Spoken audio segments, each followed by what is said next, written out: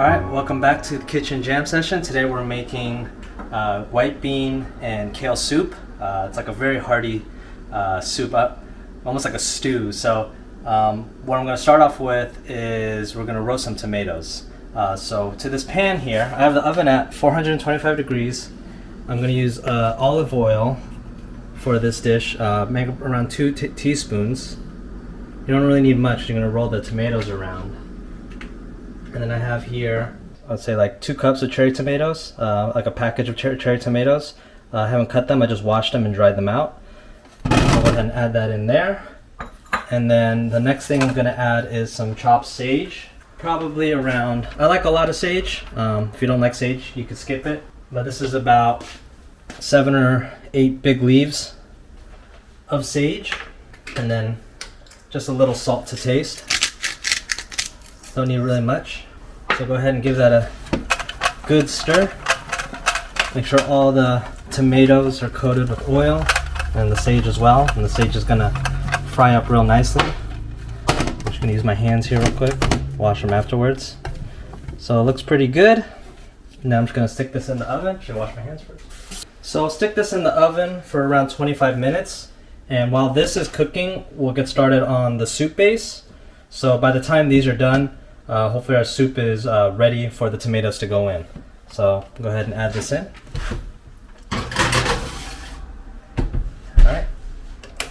So now I'm going to turn on the oven to around, this is an electric stove, so around number 5, or let's say number 6. And to the pan, or to the pot, I'm going to add 2 teaspoons of olive oil. So we'll let that heat up, and what we're going to throw in first is I have 2 stalks of diced celery, 1 small onion diced, and not finely diced, everything's pretty much a rough chop. So onion, yellow onion, rough chop. I have 2 white carrots, and they're pretty big, so some of them are half circles, and then half circles and quarter circles. So I just kind of want, and then you got full circles. So I kind of want them all to be in similar sizes so they cook evenly. So as this heats up, we'll go ahead and toss this in. So we only want to cook this for probably a few minutes or until the onions are translucent. So I just want to break all this down. All the onions are kind of still stuck together, so just want to break that apart. And this recipe is vegan and gluten-free, and it's very hearty. Again, the beans really give it that protein, that satiating feeling when you're eating it. Go ahead and turn on the vent fan here. I want to smoke up the place. Alright, so this has been cooking for about a couple minutes. As you can see, the onion is starting to turn translucent. I'm going to go ahead now add in our garlic. So I have here 5 cloves of garlic, minced. I'm gonna go ahead and add this in. So I add this after because I wouldn't want to add it on all together because then the garlic might burn. So I add this in second after cooking down the onions. So this should go pretty quick. I'm just gonna give this a nice little stir. And then while I'm doing that, I got some herbs. So I have here 2 bay leaves, which I'm not going to use just yet, but underneath I got 1 teaspoon of thyme and 1 teaspoon of oregano. So I'll go ahead and add that in, and we'll save these bay leaves for later. Go ahead and give this a good stir. Alright, now that that's stirred up, I'm going to get my white beans. So right here we have 2 cans of white beans, 2 15-ounce cans, so 30 ounces. I've rinsed them and let them drain to get all of that that bean juice out. So I'll go ahead and add this in. So as you can see, it's moving pretty quick. Once you sweat down the onions, everything else kind of moves quick.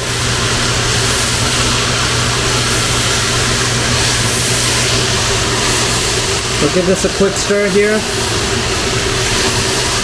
Want to get all the herbs across all the beans.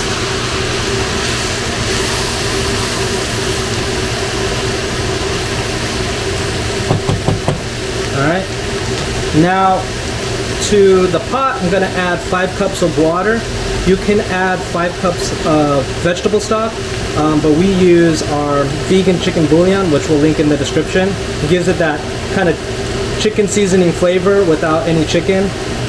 So we'll go ahead and add the water now. So it's going to be 5 cups.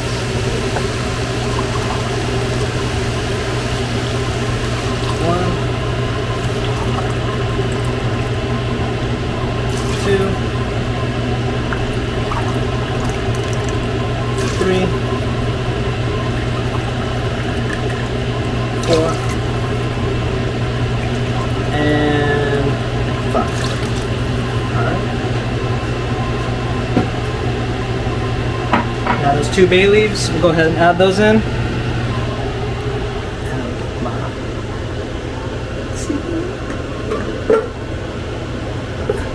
And here is our vegan chicken bouillon. So we'll go ahead and add this in here. I don't know how much yet, but I'm going to add a little bit in, stir it up, and give it a little taste. So I'm going to go ahead and stir this in here. And I'm going to add a little bit of salt. The beans that came in the can were salted already. Each can about 110 milligrams. So try to keep that in mind as you're seasoning, you know, if you just want to taste as you go. So I'm just going to add a little salt here. A little bit more of our vegan chicken bouillon. And then what we're going to do is we're going to want to bring this to a boil and then simmer. Once it comes to a boil, we'll lower down the heat and simmer for around 15 minutes. And hopefully by then the tomatoes should be done. So I'm going to turn up the heat a little bit so it gets to a boil a little faster, maybe around 8. And I'm just going to taste it right now just to see if it needs any more salt. This is kind of reduced down a bit, so it won't be as diluted, but I just want to see if the seasoning is right.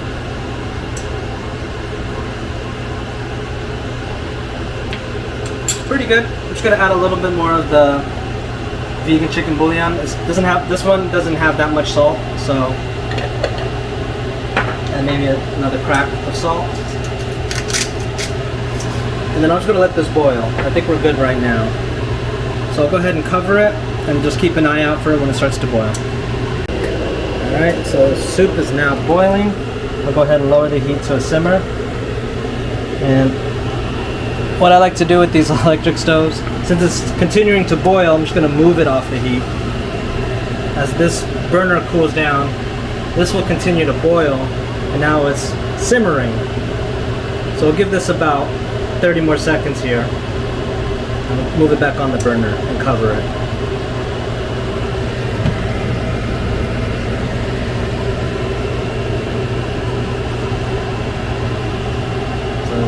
As you see how it's starting to boil again, it's because it's still a little too hot.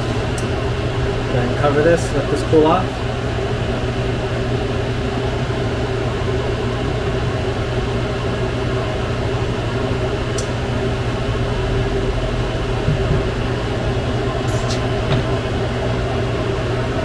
Alright, so I'm going to go ahead and cover this and just let this simmer for another 15 minutes. Alright, so it's been 15 minutes. I'm going to go ahead and check on the tomatoes, see if they're ready. Oh yeah. You can see a lot of them have bursted, and the sage looks pretty fried up there. So what I'm going to do now, it's been about 15 minutes for the soup that's been simmering. So I'm going to go ahead and add these tomatoes into the soup and stir it all up. So I like to use a wooden spoon to get all of the bits out here. Soup's looking good. Go ahead and pop in these tomatoes.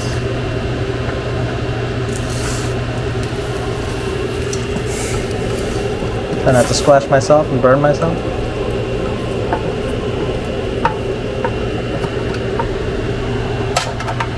So what I do is just gonna scrape the pan here of all these bits. These are like the best tasting parts right here, so I want to get as much as we can out of it.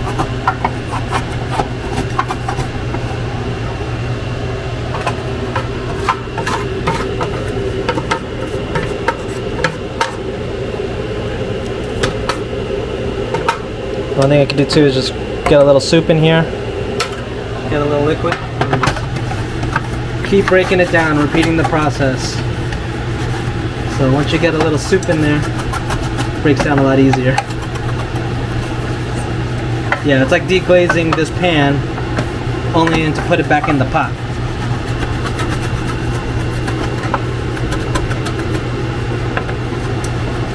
We got a little more soup here.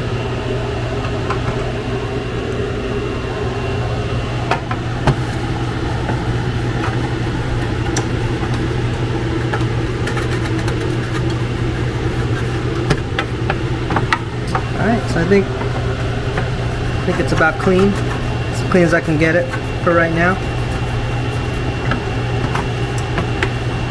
Go ahead and dump all this back in.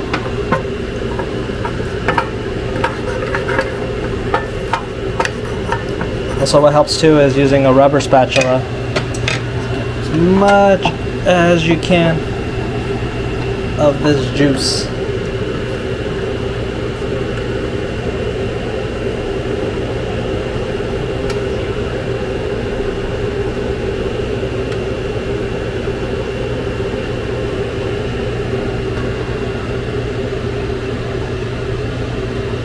Alright, so almost done now. I'm gonna give this a little taste, see where we are.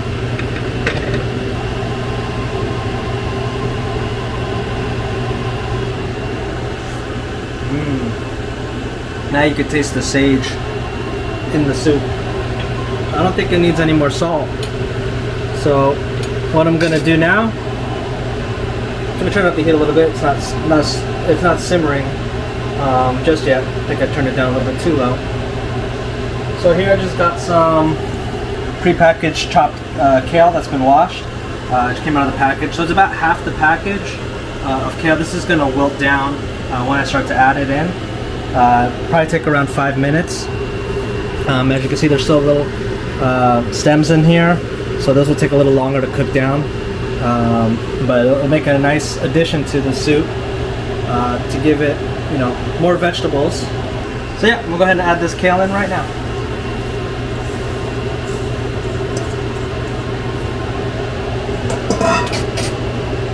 Just want to stir it in. And it'll cook pretty quick, as you can see. It's already started to wilt down a bit.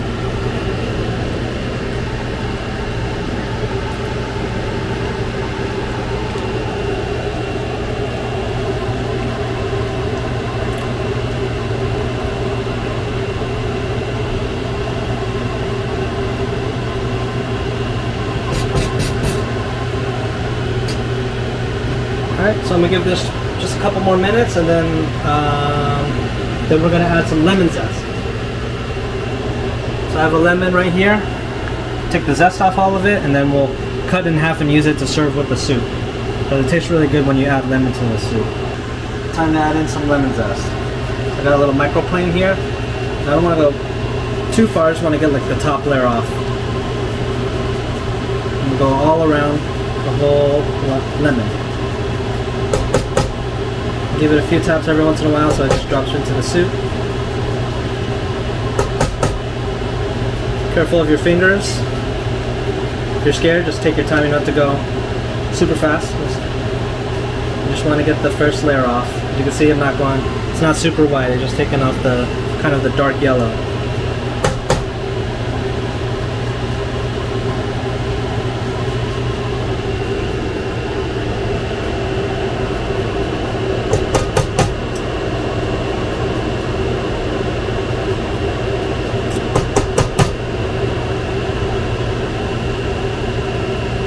I think that's about good. Go ahead and stir this in, and we're done. I've chopped some parsley to garnish at the end, along with the lemon. But as you can see, the kale's nice and cooked. We don't want to overcook it where it gets mushy. And I'd say this soup serves around, probably has around 4 servings. We like big bowls of soup, so we could probably get 2 each, so more like 2 servings for Susan and I. but maybe 4 servings for you. But we really love this soup, so we eat a lot of it up.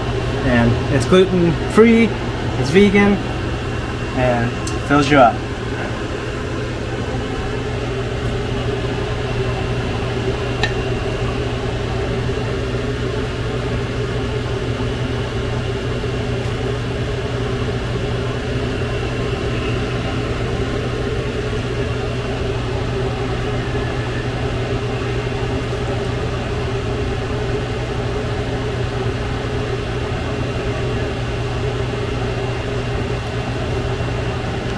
Just garnish it with a little fresh chopped parsley.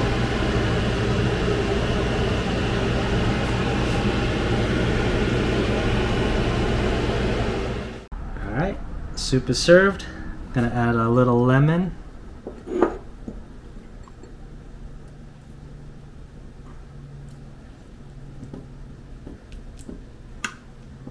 Get a little bit of everything here.